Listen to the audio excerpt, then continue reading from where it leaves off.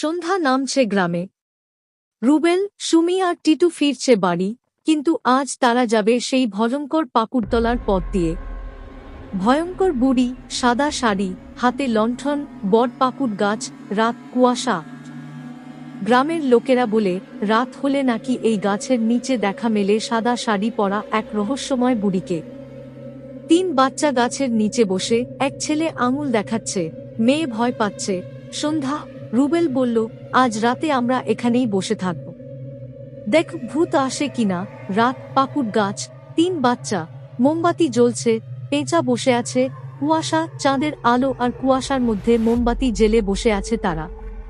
চারপাশে শুধু পেঁচার ডাক। মোমবাতির শিখা কাঁপছে, কুয়াশায় ছায়া। হঠাৎ মোমবাতির শিখা কেঁপে উঠল। কুয়াশার ভেতর যেন একটা ছায়া নড়ল। পাকুড়ের ডালে সাদা শাড়ি ঝুলছে, চাঁদের আলো, কুয়াশা। তারা উপরে তাকাতেই দেখে ডালে ঝুলছে একটা সাদা কাপড়। যেন কেউ চুপচাপ তাকিয়ে আছে।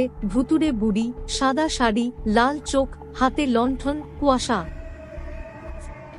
কুয়াশার ভেতর থেকে ধীরে ধীরে বেরিয়ে এলো সেই ভয়ঙ্কর বুড়ি, লাল চোখে তাকিয়ে। ভূতের মুখের ক্লোজ আপ, ভয়ঙ্কর হাসি, চুল উঠছে, লণ্ঠনের আলো। সে থেমে দাঁড়াল। তারপর এমন এক হাসি দিল যাতে শরীর শিউরে উঠল সবার। বুড়ি মুখোশ খুলছে, বাচ্চারা হাসছে।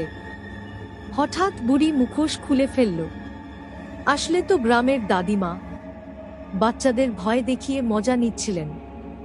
বাচ্চারা রাতে বাড়ি ফিরছে, দূরের পাকুড় গাছে আসল ভূতের ছায়া, কার্টুন স্টাইল।